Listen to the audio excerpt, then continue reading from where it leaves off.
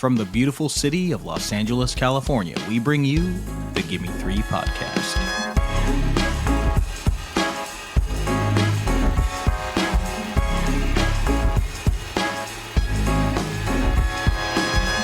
Welcome back, cinephiles, cinema lovers, movie appreciators, and of course, our family and friends to the Gimme 3 podcast, a series for cinephiles. As you all know, or if you're new to the show, this is the podcast where we dive into 3 films connected by one theme, and we're diving in deep, so just a heads up, there will be mild to major spoilers for all 3 films in this episode today. I'm Bella of Stratus, and I'm joined as always by my incredible co-host, Nicholas Ibarra. Nick, how are you doing today? I'm doing good. It's Friday, it's Friday. Yes. That we're recording this. Of course, it's getting released on Monday, but I'm getting over, as you know, because your poor ears have had to hear it so frequently, but I'm getting over a lung infection. Ugh. And slowly but surely it is getting better. But I'm so happy to hear it. But finally, thank God. Yeah, you're like, thank God, because you've been fucking coughing in my ear for just felt bad. Weeks.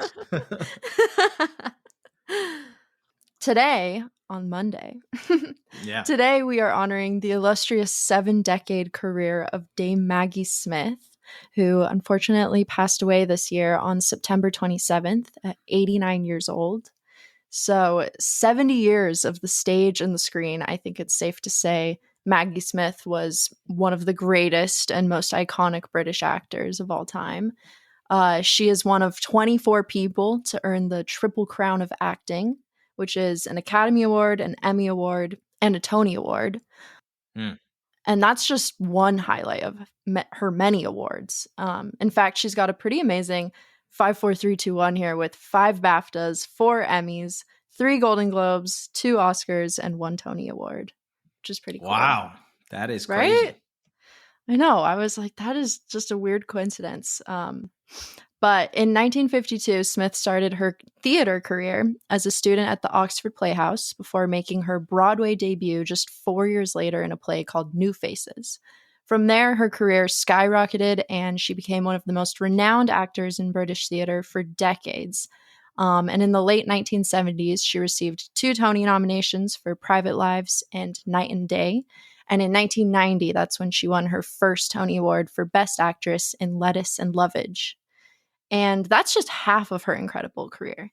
In 1956, Maggie Smith made her debut on the silver screen as a party guest in a movie called Child in the House. It's so funny to think of her as just like an extra because she's so well known and so incredible. And since then, she's become obviously one of the most iconic screen actors with over 60 films and TV series in her repertoire, with 6 Oscar nominations and 2 wins. She was nominated for Othello, Travels with My Aunt, A Room with a View, and Gosford Park, which we're talking about today. And she won her first Oscar for Best Actress in 1969 for The Prime of Miss Jean Brodie, which we're also talking about today. And she won another one in 1978 for the Best Supporting Actress in California Suite. On top of all these prestigious awards, it would be remiss of me not to mention perhaps her most beloved performance, spanning over an entire decade, as Professor Minerva McGonagall in the Harry Potter series. I think the only reason we didn't choose a Harry Potter film for this is because we already did Gimme 3 Harry Potter with my fellow Potterhead friend Bailey Catler back in July. So y'all already know how much of a Harry Potter nerd I am. Also, we're talking about another teacher that puts that character to shame. It's like, Jesus Christ, get Jean Brodie in the fucking Hogwarts. Those little twerps would be fucking... That'd be a different... That would be a very movie. Different story. Oh, yeah. I like to think that that role is what made them think, oh, you know what? She's a great professor. Let's bring her back for 10 more years. Honestly, I feel like Maggie Smith raised me in a way. You know, she's like my Auntie McGonagall. I've been reading and watching Harry Potter since I was a little kid, and Minerva McGonagall was always one of my favorite characters in the series. First of all, she can turn into a cat, which is just fucking awesome. And, you know, she's got this like stern exterior when necessary, but she's also wonderfully charming and witty as hell. But most of all, she's just such a strong and inspiring character for the reader, the viewer, and all the kids in the series, especially Harry. I just think casting Maggie Smith as McGonagall was the best decision ever made. I can't imagine anyone else in the role. She just had such a perfect understanding of this character and really fully embodied her. And I've been watching her as McGonagall since I was like 2 years old, and I've just loved her more and more ever since. And I mention this because when she passed, just a short story, Daniel Radcliffe, who plays Harry Potter, posted such a heartfelt tribute to her that about how he met her for the first time when he was 9 years old on set of the British TV miniseries David Copperfield. And he talked about how he, of course, didn't know anything about her aside from the fact that his parents were starstruck and that she was a dame. So the first thing that he said to her was, "Would you like me to call you Dame?" and she like laughed and was like, no, that would be ridiculous, which is just such a cute little anecdote.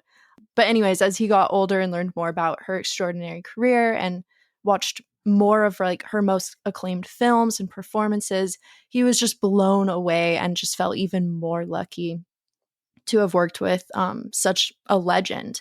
And I mention this because doing this episode, I feel like I've had somewhat of a similar experience because I grew up with Maggie Smith as Professor McGonagall, or like the grandmother in Hook, or the Nanny McPhee sequel, like random kids' movies, you know? But watching some of the major highlights of her career for this episode has just really given me, I already appreciated and adored her, but I have a newfound appreciation for her and her legendary work. So I just had to shout that out. But Nick, do you have anything you want to add about Dame Maggie Smith before we jump in?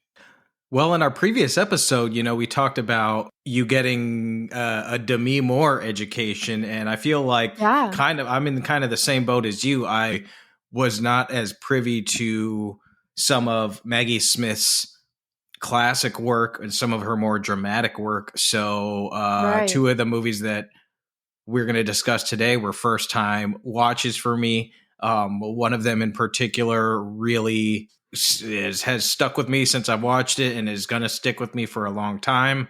And so, yeah, this was kind of like an education episode for me. And I'm excited now to even dive in deeper into her filmography because, like you said, knew what a talent she was, but it's fun to go back and especially look at her earlier work when she's, for lack of a better word, in her prime and just see, what she brought to the table and the different kind of roles that she was getting. So it's fascinating. Absolutely. Absolutely. Yeah, we love and appreciate and miss Maggie Smith, so we're dedicating this episode to her today. Our first film is The Prime of Miss Jean Brodie. It's from 1969. What a year. Directed by Ronald Neame, if I got that name right. Written by J. Preston Allen, and I think it's based off of her play, and that play is based off of a book, a novella. The Prime of Miss Jean Brodie is about Jean Brodie, who is a teacher at a prestigious all-girls school in Edinburgh. And she's got like a unique method of teaching. She teaches history, although we rarely actually see her teach history. Yeah. Now, she wants to teach about life, or at least, life as she sees it. She imposes, her worldview of about love and sometimes her political beliefs on her students, which are, questionable. She claims that she puts old heads on little girls, and she boasts to her students that she is in the prime of her life. And we assume that she's referring to her sexual prime. And that she's opting not to marry and devote herself to love because, her students are everything to her. And she devotes everything to her girls, Brodie's girls. Gets a little deeper than that even, because she's got this like special collection of young students, 4 students that are kind of like her pupils. They're this little clique, the Brodie set, she calls them. And this Brodie set is infatuated with Jean Brodie. More so her extracurricular life than her, teaching credentials or her mind. But her extracurricular life is fascinating. It's colorful. She goes to, see art. She loves music. She walks along and, she's always dressed in these lively, bold colors when everybody else is in this neutral, schlab English shit. And she loves to get freaky too, She loves drama. She's got one suitor, this very proper music teacher with whom she's sleeping with. And he wants to marry her, but she keeps resisting. And then there's this other immature like art teacher who's married and got 6 kids, but is in love with Jean Brodie. The deeper we get into this story and this film, the deeper the Brodie set starts to look at Jean Brodie with new eyes. She starts to reveal herself a little bit more to us and to the girls. And the girls start growing up real fast. Bella, what were your thoughts on the prime of Miss Jean Brodie? Yeah, this movie shocked me. It really surprised me. I feel like it started out fairly innocent and then takes a very unexpectedly wicked turn. I'm so glad we chose this one. I can 100% see why Maggie secured the Oscar for this performance. She has so many impressive and lengthy monologues in this, and she's just she's a mesmerizing force throughout all of it. Like I genuinely could not take my eyes off of her, and similar to her piece of shit painter lover in the film, I was bewitched by Miss Brodie. I loved her, but I was also terrified of her and confused by her. Like, she really is such an enigma in this movie. She's enigmatic until she's not enigmatic, and then when she realizes what she actually is, it's like oof. But yeah, it's an incredible, outstanding performance by Maggie Smith to play a character that is so remarkably full of shit. But she herself believes every single minute of her own bullshit and makes you then believe her bullshit. You ever come across one of those people, Bella, where somebody is just so full of shit? Yep. And they've rooted themselves in so many lies that they've convinced themselves that their bullshit is true. I think we just elected one of those people for president, in fact. Miss Jean Brodie for president. I think there's a lot of similarities between Miss Jean Brodie and Donald Trump, if I do say so myself. Honestly. Mussolini's a great man. There's a lot of good things. Mussolini, he's a good leader. Yep. God, that's so funny. When she pulled that one out, I was like, oh no. We're doing this, Miss Brodie. Yeah, and I just like she's constantly contradicting herself. She's like, yes, she's a walking contradiction. Yeah, the first scene where we introduce to her and her class, and the class is like, she's walking around the classroom putting up these art pictures, pieces of artwork over, the dean of the school and like over all of these rigid rules and stuff. And the girls are all very like straight laced and standing up and listening to her, hanging on her every word. And she's essentially, she keeps saying like, fuck the status quo, you got to be individuals. And then 2 minutes later, she's like, Monica, pull your sleeves down. Everybody has to have their sleeves down. We're not animals. What are you doing? I was like, wait a second. Morning, girls. Good morning, Miss Brodie. You may sit down. Who opened the window? Whoever opened the window has opened it too wide. 6 inches is perfectly adequate. More is vulgar, forsooth. One should have an innate sense of these things, of what is suitable. More, will you please?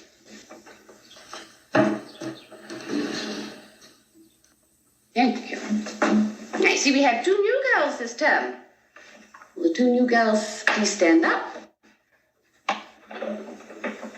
You are? Emily Carstairs, Miss Brodie. Emily Carstairs. There, you are inscribed. Would you like to tell us something about yourself, Emily? I'm a girl guide, Miss Brodie. I have 6 merit badges. 1 for knot tying, 1 for flag folding. Indeed. For those who like that sort of thing, that is the sort of thing we like. You may sit down, Emily. And this is Mary McGregor. Well, what about you, Mary? You don't look to me like a girl who ties knots. No, Miss Brodie, but my brother does. That is as it should be. But what about you? What are your interests? I haven't got any. Don't think. That is what I am for, Mary McGregor. To provide you with interests. You may sit down now, Mary. That's something that really stood out to me in her performance is like how, well, first of all, I think it's really interesting to think about her ideals and her obsession with prime and like the girl, like her girls, and is like almost like a religion or a cult, Right. if you will. Like Right. just the way she talks about them, like her girls, or like you'll reach your prime one day, or you will be this and you'll be that. It's almost like she's ordaining them and has this like, thinks she has this like divine intelligence or insight into their souls and their futures. Like it's so twisted. Yeah. And I think Maggie Smith's performance, like she seamlessly embodies this cult leader energy that is like equally magnetic as it is disturbing. And she did this so successfully that I even felt like one of her girls. Like at first I was like, oh my God, I love her. She's so elegant and poised and intelligent and extravagant. Like what an icon. These girls are so lucky to have a teacher like her. And then, yeah, she's like, Mussolini was a great man. I'm like, oh, what's going on? Or like her, or like her obsession with one of her girls, Jenny, being like, she's like, she'll be a beautiful seductress in the future. And she's like trying to get her to take her place with her ex-lover, their art teacher. And it's like, this is so really culty, creepy stuff. She is trying to pimp out her teenage student, essentially. It's horrible. So horrible. Yeah. She So crosses twisted. every line in the book, and you're just watching it all unfold, and you're like, is this really happening? But so yeah, I loved that aspect of her performance. I was just really blown away by that aspect of her performance, because she got me at first, and then you really do just like watch her unveil her true self, and it's like, you can't take your eyes off the screen. I actually wrote down a quote from a Letterboxd review, and I'm sorry I forgot to write down who wrote it, which is so dumb, but so I wanted to credit them. But it reminded me something you were talking about in the beginning. They said it so perfectly as well, of like, never have such politically incorrect opinions been expressed with such disarming charm or been received with such trusting innocence. And I loved that. I was like, that is perfect. Yeah. I also just want to talk about the costume design, the hair and makeup design, and the performances of specifically the Brodie set, the 4 teenage actors, because over the course of the film, that trifecta of the hair and makeup design, the costume design, and the outstanding work by the actors, like they do an incredible job. These girls mature before our eyes. Like Gene Brodie doesn't really have an arc in this film. The girls have the arc. They're the ones that change. And it's real, like, I mean, you see it, you feel it, like it's not big enough changes to where it's like, whoa, this is out of nowhere. But they're like small incremental changes that really, like, if you look at them from the first scene to the last scene, holy shit, what an arc. But specifically, Pamela Franklin's performance, who plays Sandy, very remarkable performance. And the final scene, there is it's not the final scene, but it's like the climax where Sandy and Jean Brodie go toe to toe in her classroom, just the two of them. And Sandy just rips Jean Brodie a new fucking asshole and tears down every single fiber of her being and calls her out on all of her shit. And then Brodie calls Sandy out on all of her shit. It is riveting. And just when you think it's like over, they just keep clawing at each other. It's like, there's like rounds of this fight. It's like, boom, boom, boom, boom. You think it's just all Sandy. And then here comes Jean Brodie and she's got a jab and a left hook. And then Sandy comes back with another one. I'm like, holy shit, this is like Rocky. It was awesome. It was absolutely awesome to watch. It's amazing. Yeah. I would add that I think a great double feature for this would be Todd Field's Tar. I feel like they have a lot of similarities, and I could see that. That would be a great double bill, in fact. Right? Mm-hmm. There's just so many great little quotes in this movie. Yes. That's what I wanted to talk about. Yeah. Well, I mean, first of all, that I would say it's probably the most like famous monologue from this is her "I am a teacher first, last, always." That scene is riveting. Like, she just unleashes herself on her, and it is amazing to watch. It gave me like full body chills to see Maggie Smith go crazy like that. I will not resign. You will not resign. You will force me to dismiss you. I will not resign, and you will not dismiss me, Miss Mackay. You will not use the excuse of that pathetic, that humorous document to blackmail me. Mr. Lowther, you are a witness to this. Miss Mackay has made totally unsupported accusations against my name and yours. If she has one authentic shred of evidence, just one, let her bring it forth. Otherwise, if one more word of this outrageous calumny reaches my ears, I shall sue. I shall take Miss Mackay to the public courts, and I shall sue the trustees of Marcia Blaine if they support her. I will not stand quietly by and allow myself to be crucified by a woman whose fetid frustration has overcome her judgment. If scandal is to your taste, Miss Mackay, I shall give you a feast. Miss Brodie, I am a teacher. I am a teacher first, last, always. Do you imagine that for one instant I will let that be taken from me without a fight? I have dedicated, sacrificed my life to this profession, and I will not stand by like an inky little slacker and watch you rob me of it. And for what? For what reason? For jealousy? Because I have the gift of claiming girls for my own. It is true, I am a strong influence on my girls. I am proud of it. I influence them to be aware of all the possibilities of life, of beauty, honor, courage. I do not, Miss Mackay, influence them to look for slime where it does not exist. I am going.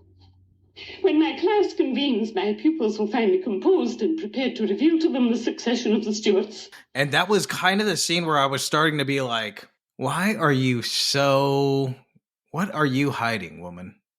What is going on? Why are you hanging on to this so desperately? Yeah. There's something afoot. It's really a character mystery, this piece. And it's you just trying to discover who this person is rather than, what plot elements are going to unfold, which the plot is riveting too. There's a whole bunch of shit at stake and lots of crazy stuff happens. I mean, lots of crazy stuff happens, but it's really figuring out this character of Miss Jean Brodie that is just has you on the edge of your seat. Good God, man. I want to watch it again right now. Just thinking about it, just talking about it. The prime of Miss Jean Brodie from 1969. Academy Award winner, Maggie Smith, Best Actress. It is not available to stream right now. Believe it or not. I'll tell you where I got it. I rented it on Blu-ray from Vidiots. Lovely video store. It's just celebrating their 39th birthday today, actually. So happy birthday, Vidiots. Happy birthday, Vidiots. And you can rent it from them. I just got to return it this weekend, and then you'll be able to rent it. So enjoy. Yeah. Prime of I Mystery. also watched it on YouTube. There's a bunch of different Okay. options on there. Nice. Incredible picture. Highly recommend. Yeah. Highly recommend. I was expecting one thing from this movie and I got something totally different. Exactly. Yeah, my thoughts exactly.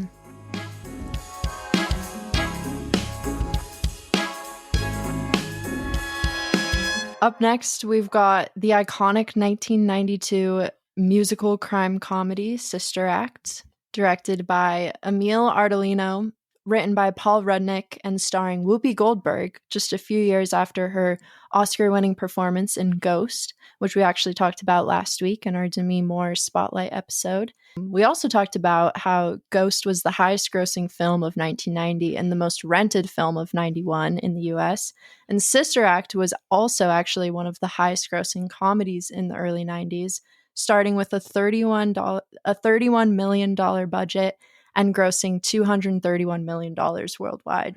Nice. Yeah, it was also the most rented film of 1993. So if you want your film to go down in history as the highest grossing or most rented film, then you better cast Whoopi Goldberg in it, because clearly there's a pattern. Whoopee. With all its success, it's no surprise that we got a Sister Act 2, Back in the Habit, just a year later, a West End musical adaptation in 2006 starring Patina Miller, and a third film from Disney is currently in the works, coming our way. Although Whoopi Goldberg is fantastic in this film, today we're obviously highlighting Dame Maggie Smith's iconic role in this hilarious classic as Mother Superior. So, in the film, Whoopi stars as Dolores Van Cartier, an undervalued Las Vegas lounge singer in a messy relationship with her married boss, played by Harvey Keitel. After refusing to leave his wife and gifting her his wife's purple mink coat, Dolores has had enough. But on her way to break up with the bastard, she walks in on a murder. So she flees the scene and immediately runs to the police, where she discovers her ex-boyfriend is one of the most notorious mob bosses in the underworld. Placed into the witness protection program, Dolores is sent to live in a convent disguised as a nun. It is here that she meets Mother Superior, Dame Maggie, the stern and very traditional leader of the nuns. Initial impressions don't go over too well, and the two are immediately at odds with each other, as Dolores tests Mother Superior's patience constantly. Look, Miss Van Cartier, we have agreed to conceal and protect you, which we will do to the best of our ability. However, it is essential that you understand that you are not in a sorority or a speakeasy. This is a convent, a religious order, and there are certain rules you must obey. St. Catherine's is a place to commune and to pray, and I will not tolerate any disruption whatsoever with that communion. Do you understand? Yes. Good. But do you understand I'm the victim here? Do you understand I'm the good guy? I mean, they just kind of threw me in here with you nuns. I mean, do you get that? I'm the good guy. I mean, I saw a guy get his face blown off. So why don't you just give me the key to my room? I'll lay low. You stay out of my face, I'll stay out of your face, and I will commune my little black ass in that room. Can you handle that? I think it's a very good idea. Thank you. After catching Dolores sneaking out with a few other nuns following, Mother Superior orders Dolores to join the struggling choir. And with her background in music, Dolores actually ends up leading the choir, and by next Sunday Mass, the empty church is full of life thanks to the majorly improved choir and Dolores' twist with traditional hymns sung with a gospel and rock and roll fusion. Of course, a fuming traditional Mother Superior tries to shut it down, but is met with opposing views from the Monsignor, because all the lovely music fills these once empty church stands with newcomers. And Dolores then, uses this leverage to convince the leaders to allow the nuns past the convent walls, much to Mother Superior's dismay, and into the neighborhood to connect with the people and raise funds to clean the church. This leads to an explosion of popularity for the church, which is really great at first, but ultimately risks exposure for Dolores to the mob. So yeah, this was actually my first time watching Sister Act, which is crazy because I feel like this movie is so iconic. And I remember like seeing the the really iconic cover of it at Blockbuster. I don't know why I never got around to watching it, but Nick, what are your thoughts on Sister Act? Had you seen this one before?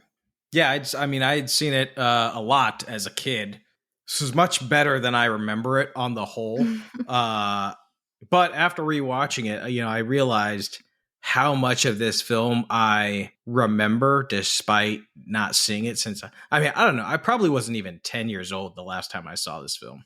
Oh, wow. And there were still scenes that I remember vividly. In particular, I remember the choir scenes in the church, which may be obvious, but I remember like really sharp details, like the way the camera like swings around the choir and moves in on the nuns as each of them have their own moment. I remember those shots vividly. I remember what the church looked like with the scaffolding, as this, the roof's kind of falling apart.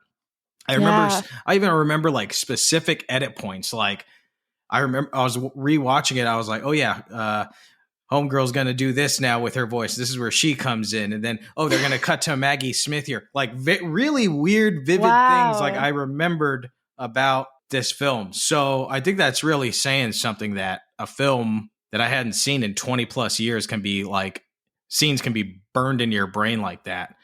Yeah. This is such a blueprint American blockbuster movie. If you are studying screenplay, or if you're an aspiring screenwriter, watch this movie like 2 or 3 times in a row, because this is like such a great story structure movie to study. It is beat by beat, perfect movie structure. The movie moves like a fucking freight train, man. It's 100 minutes or something like that, maybe a little more, but it does not feel even that long. It starts, you laugh, you jam, and then you blink and you're just like, whoa, we're wrapping this thing up. It just moves. It moves. And it is, it's just such a blast. It's just a blast to watch, and it gets you laughing when you're supposed to. There's some really laugh out loud jokes in here. I'm not going to get this. This is a little too complicated for me. Don't you worry. You'll get the hang of it. I'll help you. Thank you. Are you always this cheerful? Am I? Mm-hmm. All right, I am. I know it. I can't help it. I've always been upbeat, optimistic, perky. Even as a child, my mother used to say, that girl is pure sunshine. She'll either grow up to be a nun or a stewardess. Coffee? Enough about me. What about you? Yes, what convent did you come from? I came from the convent of the Sisters of the Moonlight in Reno. Oh, I love Reno. You do? Yes. Well, you would have loved us. We were a pioneering kind of order. We'd never wear any kind of habit this tight, though. This is really tight. Oh, I must say our habits do cut you at the neck just a bit. Here. It's enough jabber. Vanity. A progressive convent? Sounds awful. I like my convent in Vancouver, out in the woods. Wasn't all modern like some of these newfangled convents. We didn't have electricity. Cold water, bare feet, those were nuns. Sounds wonderful. It was hell on earth. I loved it. This place is a Hilton. Sister Mary Clarence, when did you get your call? What call? Oh, the call. I didn't know what to call you. I was working in Reno, and I got the call. And you don't know how hard it is to get a call until you worked in Reno, We were we ministered to a lot of different kind of people. Newlyweds, hookers, gamblers. What a joy. How fulfilling to be able to get right in there with your hands and work with the people. And Reno is probably bursting with sin. It was. That's why I had to leave. We had a hooker living next door called Buckwheat Bertha, who would... Sister Mary Clarence, could I have a word with you? Yeah, I loved this movie, like way more than I expected to. I thought it was absolutely hilarious. It's also like a great crime thrill ride at times. But then also just such a feel good as well. Like it really made me nostalgic for movies like this. Like it reminded me in that era, it reminded me of like Matilda or Mrs. Doubtfire, just 90s family movies that are also kind of batshit crazy, Right. but so much fun. Right. And then we also have such an amazing cast. You know, we've got Whoopi, Harvey Keitel, Kathy Najimy, Mary Wicks, Radio Raheem, Bill Nunn. Yeah. That was awesome. Batting for the other team, bro. Yeah. Now you're a cop. I know. That's crazy. Yeah, and I mean, Whoopi really, I know we're talking about Maggie, but Whoopi is so amazing in this film, and I just loved seeing her sing in this film. You know, she's so talented, and her performance was just electric, and those moments when she's singing, you can really feel all the joy and her passion, and she has such a commanding presence at the same time. I just had to shout that out. And to be honest, Maggie Smith doesn't have as much screen time as I expected in this film, but she's still so memorable, which I think is a testament to her performance. Like, she, in this film, I was like, you know what, Maggie is the queen of subtle expression, whether in like her physicality or her voice, like her intonation. There are just so many moments where, like you were saying in that church scene, all we see is a quick reaction shot. And in every single one, she's just like effortlessly conveys every emotion and thought in a single look, like fury, concern, disappointment, sympathy, joy. It's like if you were to shout out these emotions, she would give you like the perfect face card for each one. Right. And I have to say, I think her disappointment face is the best in movies of all time. Bold statement, but between this performance and like McGonagall, that disappointed look just screams like, I'm watching you, or you should know better. And it is so fucking good. It puts a smile on my face every time. Everybody else is on one octave, a comedic octave in this movie. You know, everybody in this film knows they're in a comedy. They're playing this movie like it's a comedy. Maggie Smith is playing this straight. Yeah. It is a straight-laced performance, which is great, because it just adds like this sincerity and this real world level to the film. And you could see her, you know, trying to hide it, but you could see her going through like, you know, an emotional journey herself, you know, albeit her trying to swallow it, which is very hard to do, to show that you're going through something, but be hiding it from the audience and, you know, the other characters of the film. Strong work. And the chemistry between her and Whoopi Goldberg is fantastic. There are scenes where it is just the two of them, and the constant like forward motion of the film just comes to a standstill in a good way. And, you know, as the audience member, you just like lean in, because it's two totally different styles of performance. It's two very conflicting energies, two totally different personalities. And I don't know, there's just something about it that's really, really magical. She knew exactly what needed to be done in this film. Yeah. Yeah.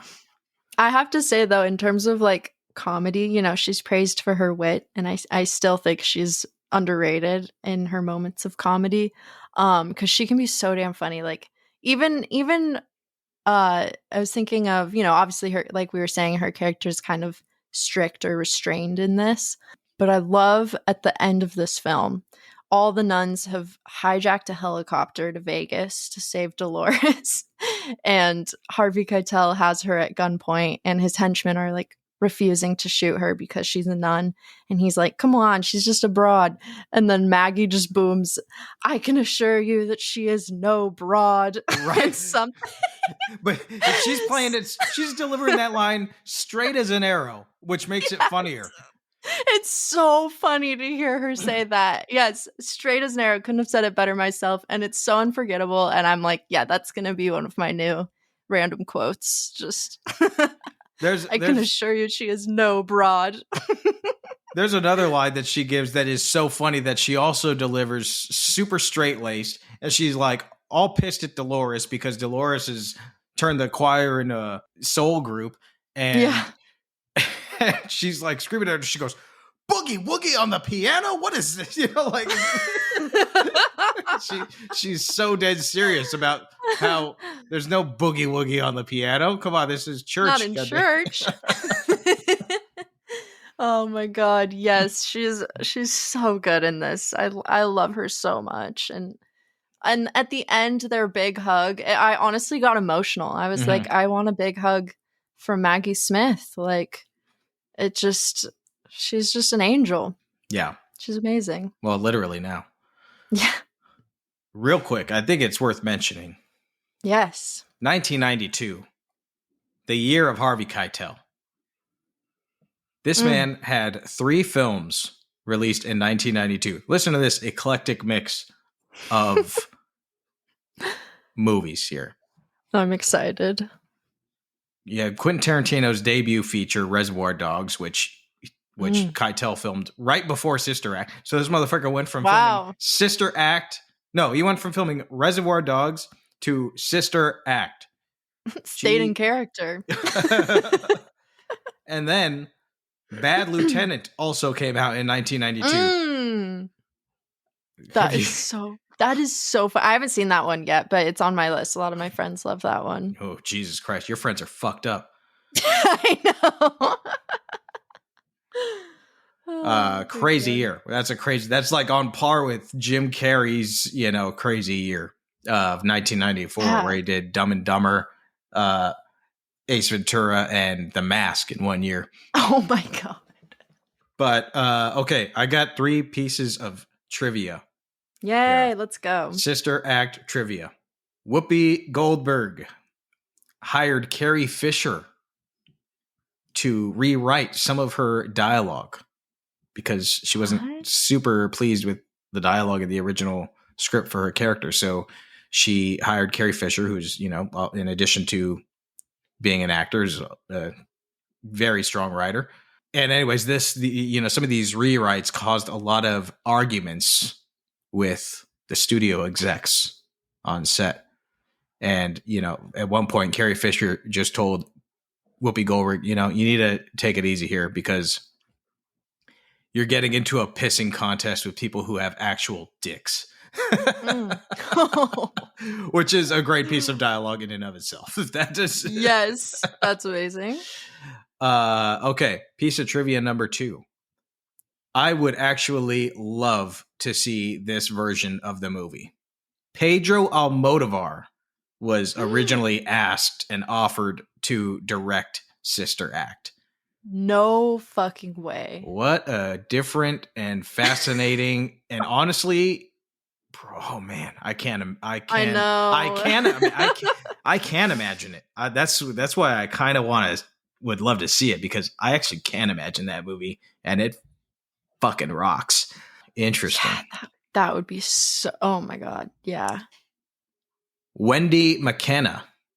She plays the smaller, nun in training with the, with the booming voice. The one who gets kidnapped with Dolores and yes, and the turn Mother into Mary 3. Robert or something like that. They're all Mary Mother something. Yeah. But the small one, the small young one, she starts singing and you may be thinking, Jesus Christ. Sorry.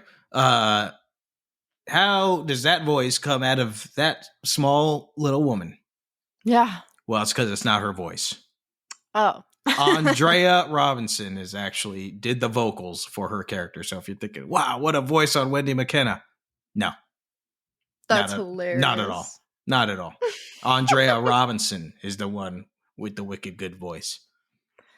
Oh, yeah. The music in this is unreal. Those choir scenes kick ass. They kick fucking ass. They do. The Salve Regina. Yeah. Oh my God.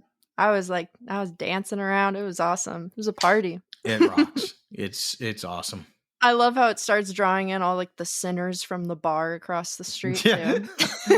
I like how, these studio execs who don't know fucking diddly squat about what's hip in 1991, whenever they filmed this, are like, let's put the grunge girl with the hip hop girls because they're just all youth. All the grunge hangs out with they're all together. Just put it. I was like, what is happening here? It's so funny. Oh, so good. This is just enjoyable. It's just a damn good time. Puts a smile on your face. Mm-hmm. Mm-hmm. Sister Act. I watched this on Disney Plus. I think that might be the only place to stream it right now. So hit up your Disney Plus friends for the link to watch it. I don't know. Yeah. You know what would make a great double bill with Sister Act? What? Sister Act 2. I'm gonna watch it for sure. I almost turned it on right after, but I was like, I can't. It's not as good as the first one, but it's pretty good. It was the big coming out party for Lauryn Hill. That's really what I remember. Nice. That's cool. I don't remember a lot about Sister Act 2. You know, like I said, I hadn't seen this one in 25 years or something, but I remembered. Right. I pretty much remembered everything about it. Yeah. Sister Act 2, I don't really remember diddly squat about it other than I remember Lauryn Hill singing. And I was like, hey, she's good. Yeah, I'm down. I love Lauryn Hill. So check that out. Check out Sister Act first. Yes. Of course. All right, everybody. We are going to take a quick break. And during that break, you're going to hear from Gimme 3 producer, LADFF festival director, and my wife, Sonia Maru, for a segment we call Sonia's Movie Minute. Stick around for all that and much more right here on the Gimme 3 podcast.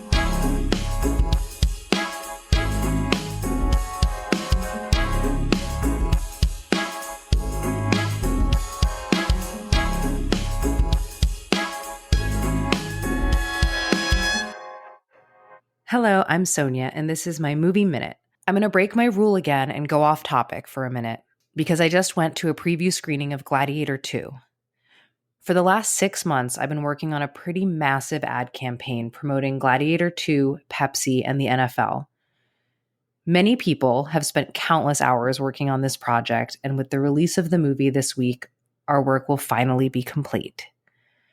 It's been challenging, sometimes frustrating, but it's also one of the projects I'm most proud to have been part of. The commercial is a 3-minute music video for Megan Thee Stallion's cover of Queen's We Will Rock You. It stars Megan as the Empress, presiding over the same Coliseum set from Gladiator 2. NFL stars Josh Allen, Derrick Henry, Justin Jefferson, and Travis Kelce play the gladiators who must team up and fight some tigers in order to win Meg's admiration and a big ice chest full of Pepsi. Seeing the movie on a big, beautiful IMAX screen in the Chinese theater, where the premiere will be held in 2 days, was really gratifying. It was kind of amazing to see how well our commercial integrates into the world they created in the film. Our awesome costumes were even designed by Janty Yates, the same woman who designed all the costumes in the movie. It reminded me that I get to work on some pretty great stuff, and it inspired me to know that I played a very little part in a very big movie. Hopefully our commercial contributes to the success of Gladiator 2 because it's really fun, the cast is fantastic, and I hope everyone goes and sees it on the big screen.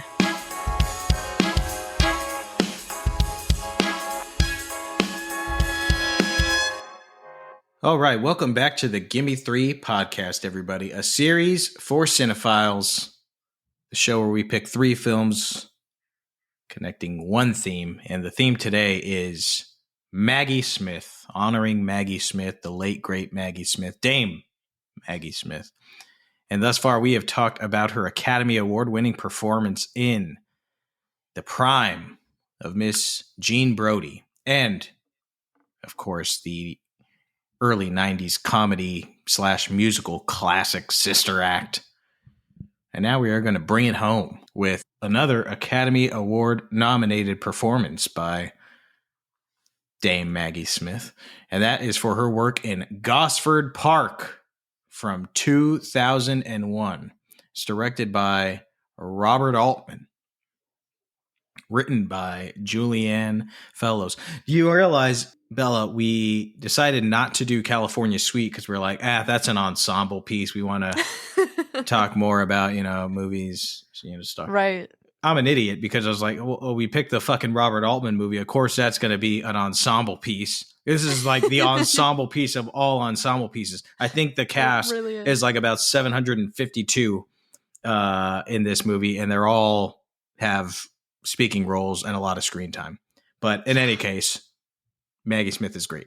So Here we go.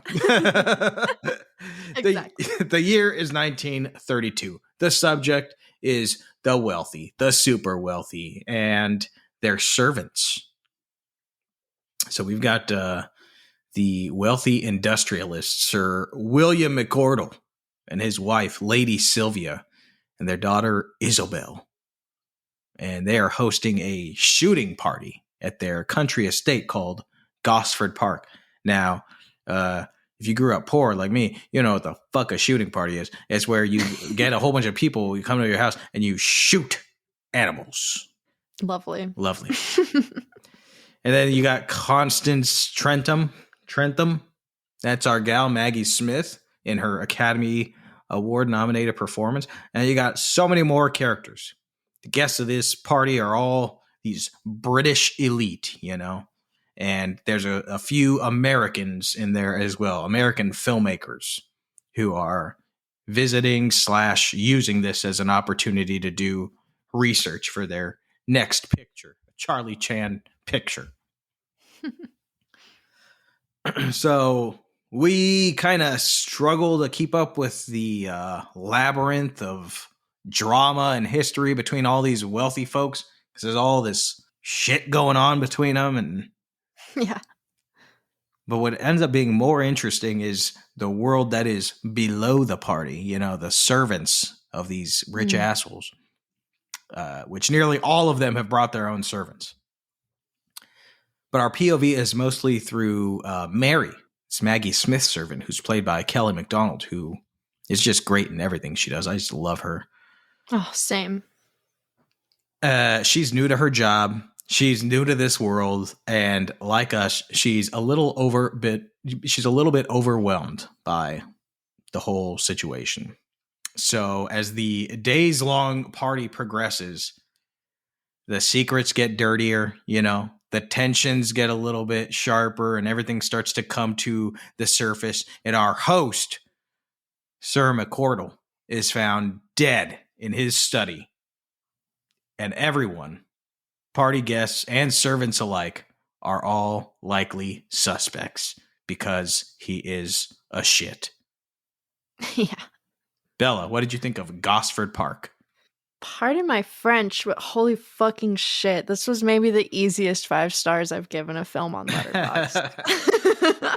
Like, no brainer. I was not expecting to love this as much as I did. This is like a new favorite. I can't believe I hadn't seen it. And to be honest, I'm embarrassed to admit that I don't think maybe I'd heard of it, but I had no idea what I was getting into. And yeah, no pun intended. This is my cup of tea. Like, you give me every iconic British actor ever and put them in a gorgeous neoclassical English estate for a murder mystery period piece. Like, of course I'm gonna love that shit. Are you kidding me? That is right up my alley. Not to mention, yeah, the most amazing star-studded cast. Got to see McGonagall and Dumbledore reunite, a little reunion with Maggie Smith and Michael Gambon. So that healed my soul a little bit.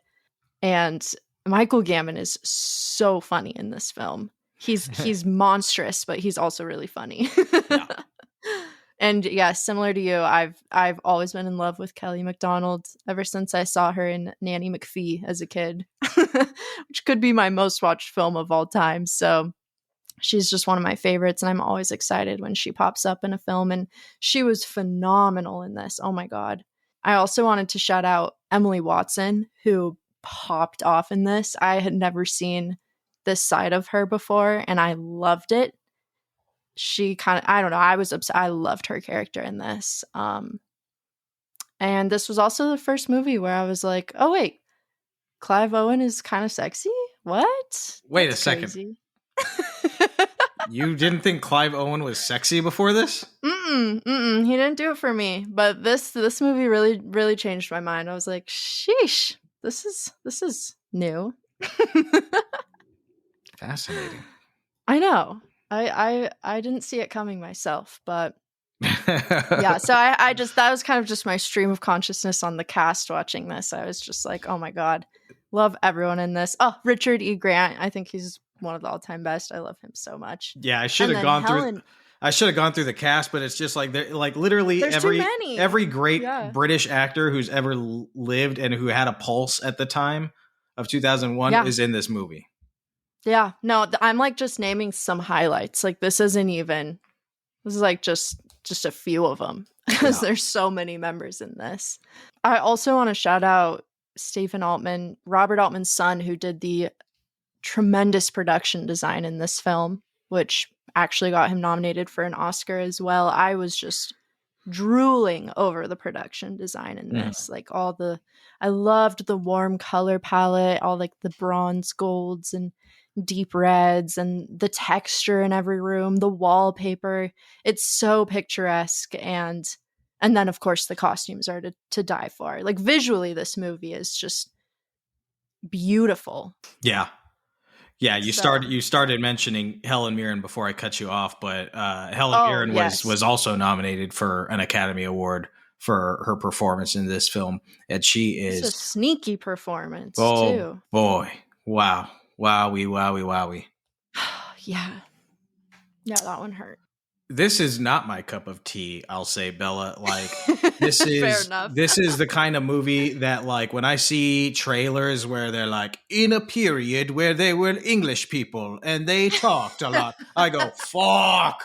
I've fucking fallen asleep just watching this fucking trailer. I hate that shit, you know? It just does not do anything for me. I hate all that fucking English period shit. It's not my shit. I could not relate less to any of that shit. However, I loved this movie. I'm very happy to hear it. So that's like my boyfriend. He walked in. He like came home as I was finishing it, and he was like, "How much is left in this?" Yeah, exactly. That's how I feel watching trailers of, like, you know, oh, Downton Abbey, and here we are, we're walking down the thing, and we are jolly good. Ugh. And we're all obscenely wealthy. Yes, I'll take the crab juice. But this one was excellent because it's made by an American. I was kidding.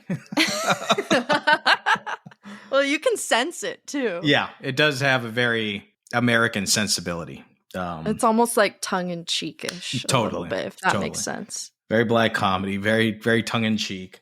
But yeah, I mean, it kind of like the prime of Miss Jean Brodie, this film just kind of like unravels itself before you. And, you know, at least for me, my perspective watching it, like I didn't really know exactly what was happening for like the first 30 minutes. I was just like, holy shit, there's a lot of characters here. And I, like, full disclosure, I had to have like the IMDb open because they would be like mentioning characters, and I was like, all right, who's that again? Okay, that's Helen Mirren. Okay, who's that again? Okay, that's her. Okay. Oh, so I was like, I had a little cheat sheet. That is so funny. I did the same thing.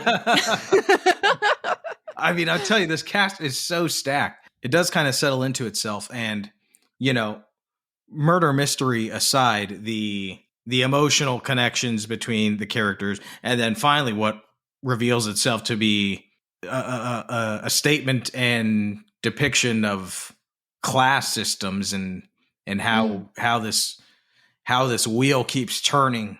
That became what really stands out about this film, and because I was like, you know, watching it, and I was like, okay, you know, Robert Altman, he's great at doing ensemble pieces. Like that's his thing. Like he loves to do it.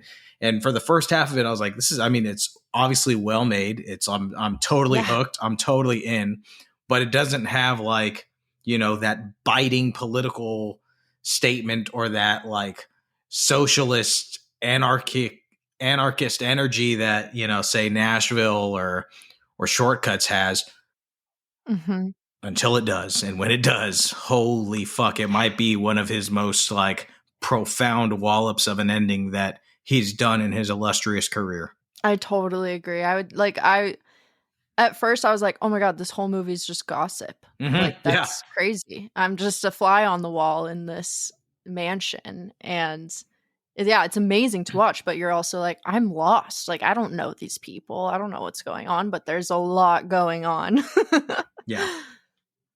Yeah, I totally agree. It's masterfully like revealed to you in the end what exactly the message is and what exactly is going on between all of these characters. It's incredible to watch. And then Maggie Smith, I mean, come on. Are we ready to dive into her? Sorry, I didn't want to cut you off. No, yeah.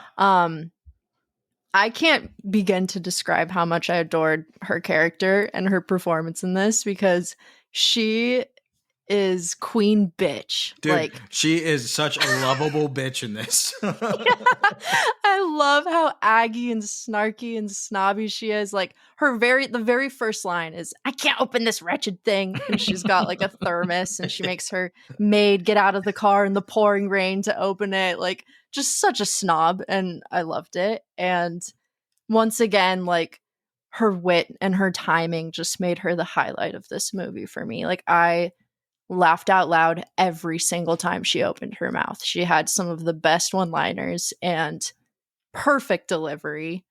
My favorite scene in the film is when, I think it's Ivor Novello, the American actor, or yeah, he's the actor, I think, is playing the piano. And he's singing for everyone, and the entire mansion is all ears. Like, we see all these beautiful, picturesque shots of the glittering wealthy aristocrats enjoying the music, and then paralleled we have all the like servers and workers in the basement, like either resting on the stairs or kind of like lurking in the dark corridors just to enjoy the music. And it's such a beautiful moment, and the music is spectacular.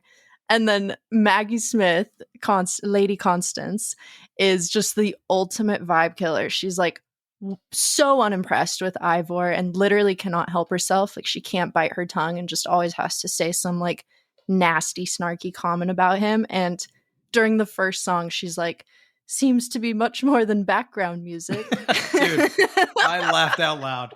I LOL'd on that one.